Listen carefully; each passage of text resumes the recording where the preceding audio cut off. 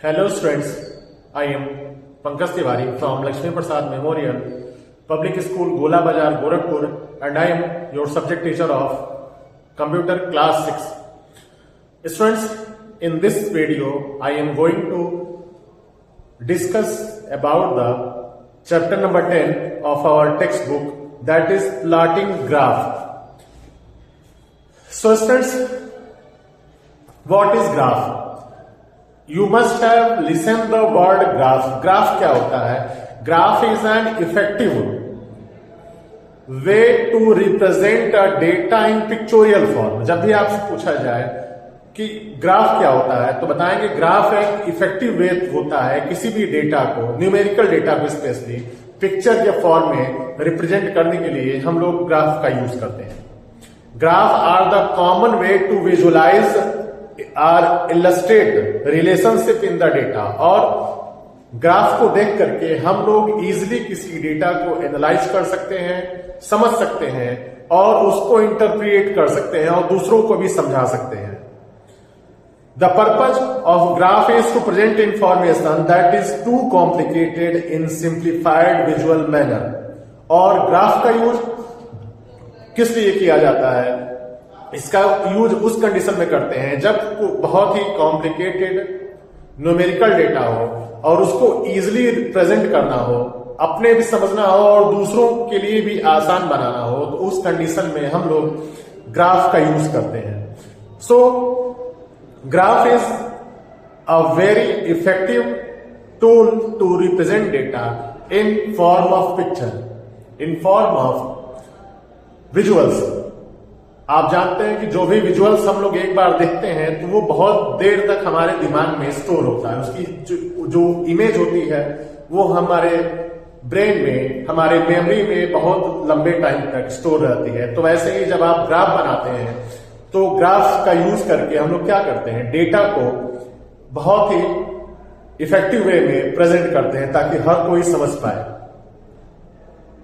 It present a large amount of data in less space. इसका एक जो advantage होता है कि बहुत बड़े डेटा को हम लोग कम स्पेस में, लेस स्पेस में, कम स्पेस में रिप्रेजेंट कर पाते हैं. Graphs are also known as chart. और एक जो इंपॉर्टेंट पॉइंट है, नोट करने वाली बात है कि ग्राफ को हम लोग चार्ट भी बोलते हैं.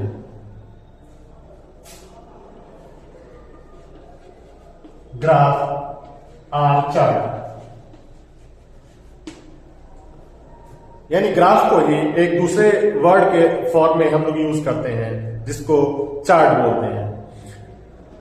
There are different types of graph as well as chart. अब चार्ट या ग्राफ जो होते हैं इनके भी कई सारे टाइप होते हैं. सो आइए डिस्कस करते हैं कि ये चार्ट जो होते हैं या ग्राफ जो होते हैं वो कितने टाइप के होते हैं. तो आते हैं इसमें पहला टाइप जो होता है हम लोगों का चार्ट में, उसको हम लोग, तो पहला चार्ट जो होता है उसको हम लोग बार चार्ट बोलते हैं.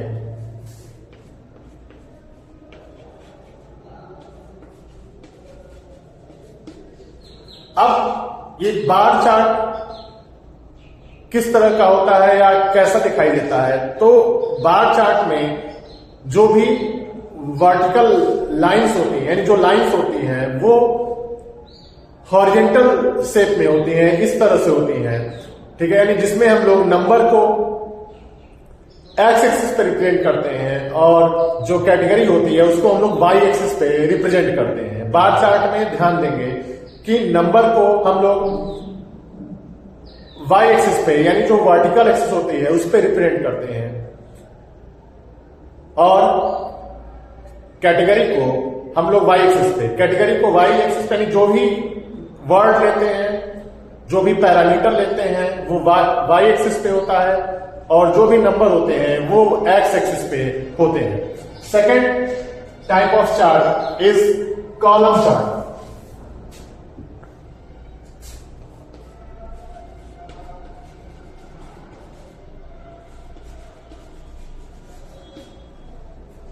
स्टूडेंट्स, अब कॉलम चार्ट का शेप कैसा होता है? तो कॉलम चार्ट आप जैसा कि देख सकते हैं, कॉलम चार्ट का शेप जो है वो बार चार्ट का अपोजिट होता है.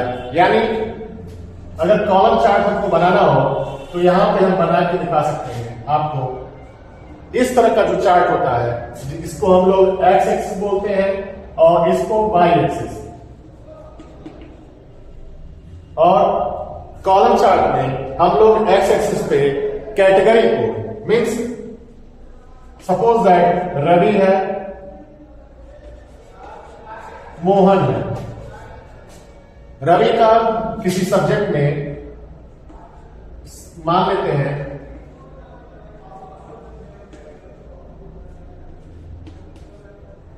रवि का सपोज दैट इंग्लिश में 35 मार्क है, तो आप 20 और 30 के बीच में रवि के मार्क को शो करेंगे। और ऐसे ही मोहन का मार्क सपोज दैट 20 है, तो कॉलम चार्ट के थ्रू हम दोनों के मार्क को वर्टिकल लाइंस के थ्रू डिस्प्ले करते हैं। यानी यहां पे जब आप कॉलम चार्ट की बात करेंगे तो जो कैटेगरी है, यानी जो भी आपने वेरिएबल्स लिए हैं, वो उसको हम लोग रिप्रेजेंट करते हैं एक्स एक्सिस पे, और वैल्यू जो होती है उसको हम लोग वाई एक्सिस पे रिप्रेजेंट करते हैं। स्टूडेंट्स, एक तीसरा चार्ट होता है जिसको हम लोग लाइन चार्ट बोलते हैं।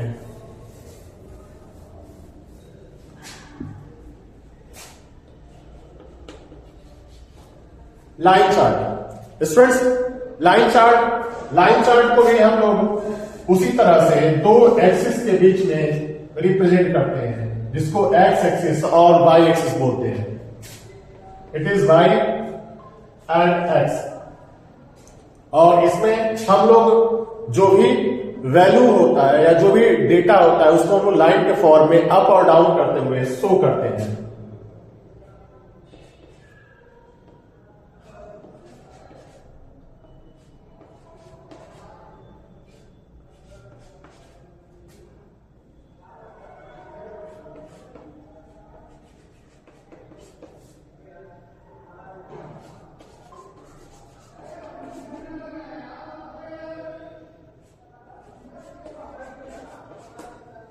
सपोज दैट हमारे पास टोटल 3 कैटेगरीज है, अमित, सुमित एंड रवि।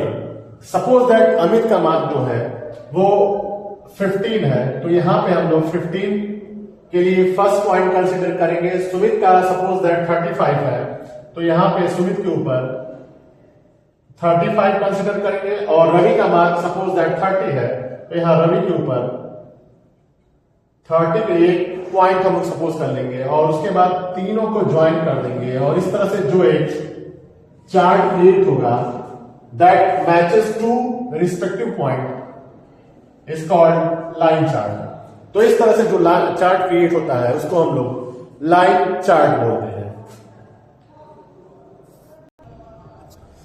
स्टूडेंट्स, हम लोग का जो नेक्स्ट चार्ट टाइप है वो है pie chart. Students, pie chart जो होता है वो एक सर्कुलर टाइप का चार्ट होता है, और इसका यूज सिर्फ और सिर्फ हम लोग एक वैल्यू को रिप्रेजेंट करने के लिए करते हैं। और इसमें हम लोग टोटल वैल्यू को 100% कंसिडर करते हैं। जितने भी कैटेगरी होती है सबको ऐड करके हम लोग 100% कंसिडर करते हैं, और एक सर्किल ड्रॉ करने के बाद उसको डिफरेंट सेक्टर में डिवाइड कर देते हैं। जैसे एक एग्जांपल ले लेते हैं, suppose that Ravi,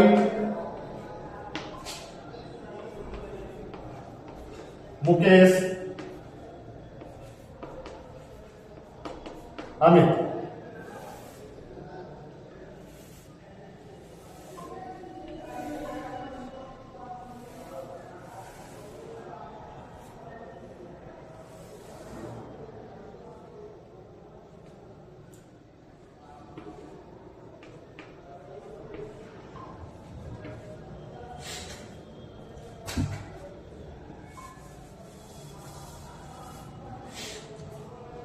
suppose that यहां पे कुछ स्टूडेंट दिए गए हैं जिनके पास रवि है, रवि के पास 30 रुपीज है, मुकेश के पास 50 रुपीज है, और अमित के पास 40 रुपीज है।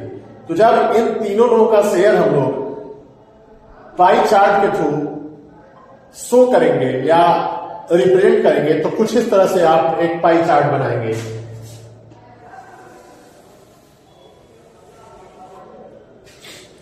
पहले एक सर्कल ड्रॉ करेंगे हम लोग, और इस सर्कल को आप पूरी वैल्यू को कंसीडर करेंगे 100%। टोटल वैल्यू आप देख सकते हैं,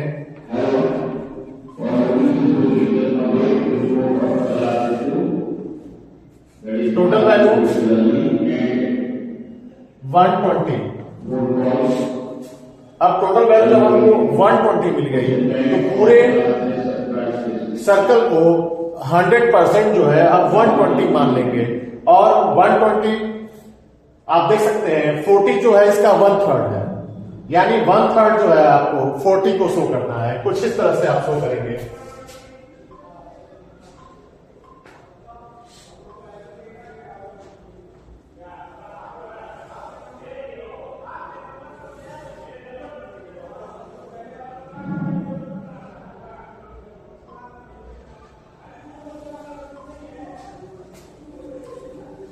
इसमें जो सबसे बड़ा सेक्टर बना है उसको हम लोग दे देंगे किसको, मुकेश को। यानी ये क्या है, ये सेक्टर रिप्रेजेंट करेगा मुकेश को। This is Mukesh, that is 50। अब बाकी दो सेक्टर में जो सेक्टर छोटा है उसको हम लोग दे देंगे रवि को, और दैट इज 30। और जो एक सेक्टर बच गया वो अमित को डिस्ट्रीब्यूट हो जाएगा, दैट इज 40।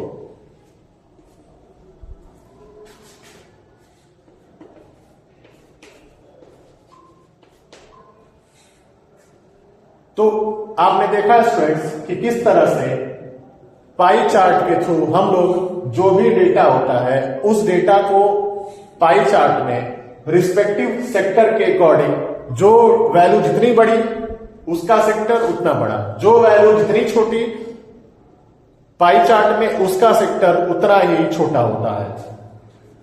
तो स्टूडेंट्स ये कुछ टाइप के चार्ट थे जो हम लोग आने वाले पीरियड में या वीडियो में देखेंगे, और इसका प्रैक्टिकल हम लोग लैब में चल के करेंगे। तो आज के लिए बस इतना ही।